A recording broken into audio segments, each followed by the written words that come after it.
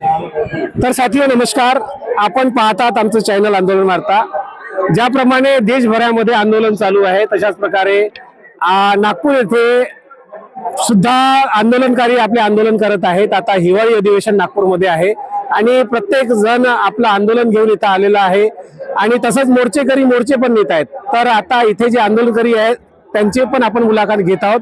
आपल्याकडे आता जे दिसत आहेत हेही पण आंदोलन करत आहेत आणि हे आंदोलन प्रत्येकापर्यंत पोहोचलं पाहिजे अशी यांची आशा आहे. तर जाणून घ्या त्यांचा सगळ्यात पहिले परिचय. तसं साहेब आपला परिचय सांगा. जय शिवराय. मी परशुराम बाबूराव लोखंडे, मुंबई पोलीस समिती अध्यक्ष, सनई छत्रपती शासन पक्ष. काय मागण्या आहेत आपल्या जे आपण इथे आंदोलनासाठी उभे झालेले आहेत? माझ्या पोलीस बांधव आणि त्यांच्या कुटुंबियांच्या कल्याणासाठी काही मागण्या आहेत. त्यातली प्रमुख मागणी आहे, शासनाने पोलिसांसाठी 8 तास कर्तव्याचा शासन निर्णय त्वरित प्रभावाने जारी करावा आणि पोलिसांना अवेळी जेवण, अवेळी झोप याच्यामुळे ज्या समस्या उद्भवतात त्या वृद्धापकाळात उद्भवतात त्यांच्या सेवानिवृत्तीनंतर. तर कुटुंब आरोग्य योजनेचा जो लाभ आहे तो हयातीपर्यंत पोलिसांना देण्यात यावा, ही सुद्धा माझी एक प्रामुख्याने दुसरी मागणी आहे.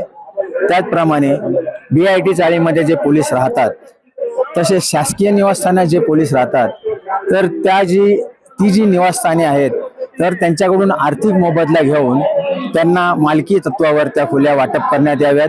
ज्याप्रमाणे मुंबईतील BDD चाळीतील पोलिसांना खोल्या वाटप करण्यात आलेल्या आहेत. आणि पोलिसांना वेळेवर साप्ताहिक सुट्टी मिळत नाही, नैमित्तिक सुट्टी मिळत नाही, तर त्या त्यांना वेळच्या वेळी मिळाव्यात. ह्याच्यामध्ये वरिष्ठ पोलीस निरीक्षक साहेबांनी जातीने लक्ष घालावं आणि त्यांना त्या सुट्ट्या वेळच्या वेळी द्याव्यात. त्याचप्रमाणे बदल्यांच्या धोरणामध्ये आमूलाग्र बदल करणं गरजेचं आहे. जो सेंट्रलला राहणारा पोलीस अंमलदार आहे, पोलीस अधिकारी आहे, त्याला वेस्टर्न लाईनला नेमणूक करण्यात येते. जो वेस्टर्न लाईनला राहणारा आहे त्याला सेंट्रल लाईनला नेमणूक करण्यात येते. त्यामुळे ह्याच्यामध्ये पोलीस खात्याचं सुद्धा नुकसान होतं. की समजा वेस्टर्नचा माणूस वेस्टर्नलाच ठेवला किंवा त्या प्रादेशिक विभागातला माणूस त्या प्रादेशिक विभागात नेमणूक त्याला दिली तर तो अर्ध्या रात्री सकाळी लवकर तुम्हाला तो ड्युटी करता उपस्थित राहू शकतो. जो लांब राहणार आहे तो उपस्थित राहू शकत नाही. तर ह्याच्यामध्ये पोलीस खात्याचं सुद्धा नुकसान आहे. त्याला त्या विभागात, प्रादेशिक विभागात त्याची नेमणूक करण्यात यावी, जेणेकरून तो वेळेवर उपस्थित राहू शकेल, आपलं कर्तव्य बजावून वेळेमध्ये घरी जाऊ शकेल. तर बदल्यांच्या धोरणामध्ये सुद्धा आमूलाग्र बदल करणं गरजेचं आहे. आणि अशा बऱ्याचशा मागण्या आहेत, जवळजवळ 15 ते 20. मी हे माझे 10 ते 15 अर्ज आहेत. 2004 सालापासून मी यांचा पाठपुरावा करतोय, परंतु ह्या मागण्या मार्गी लागलेल्या नाहीयेत. म्हणून मी नुकतंच आता आझाद मैदान येथे 10 आणि 11 नोव्हेंबरला मी 2 दिवसाचे लाक्षणिक उपोषण केलेलं होतं. मी तुम्हाला प्रिंट देतो त्याची.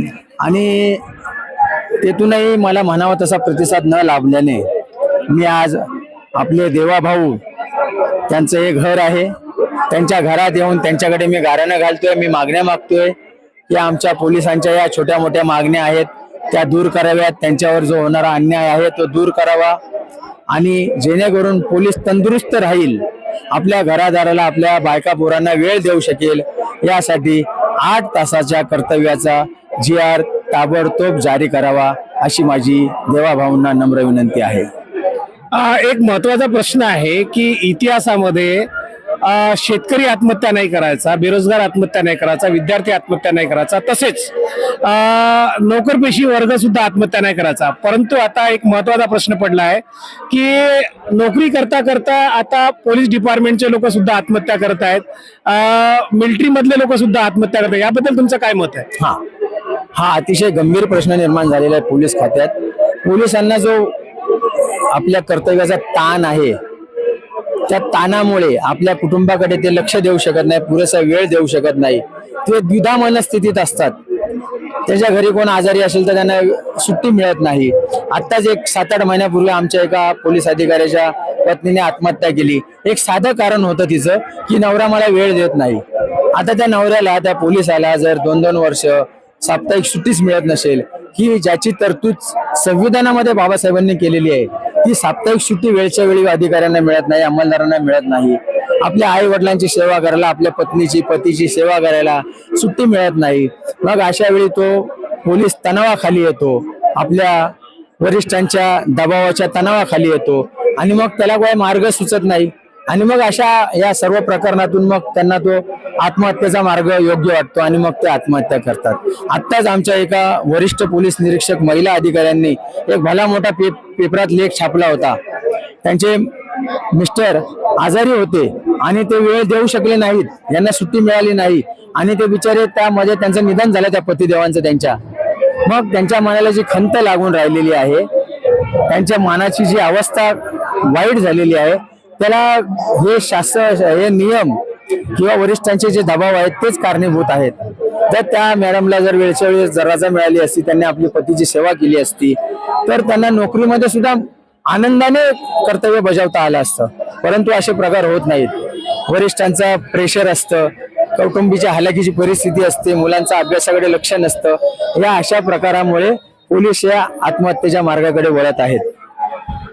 तर मित्रांनो, महत्वाचा प्रश्न आहे की इतिहासामध्ये जे आमचे बुजुर्ग होते ते म्हणायचे की शिक आणि मोठा हो, मोठ्या अवध्यात जा, नोकरीमध्ये जा.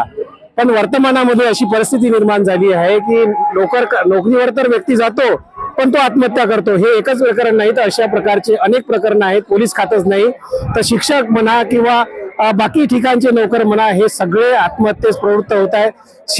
जे सरकारचं ध्येय धोरण आहे हे कुठे ना कुठे चुकीचं चालू आहे आणि संविधानावर कुठे ना कुठे घाला घातला जात आहे, असं हे त्या प्रकरणात दिसत आहे. महत्वाची मागणी राहिली साहेब, जे सन 2013च्या विभागीय अर्हता परीक्षेमध्ये पास झालेले, उत्तीर्ण झालेले जे पोलीसवाले आहेत, तर ते सुद्धा आपल्या प्रमोशनची वाट पाहत निवृत्तीकडे आता झुकत चाललेले आहेत.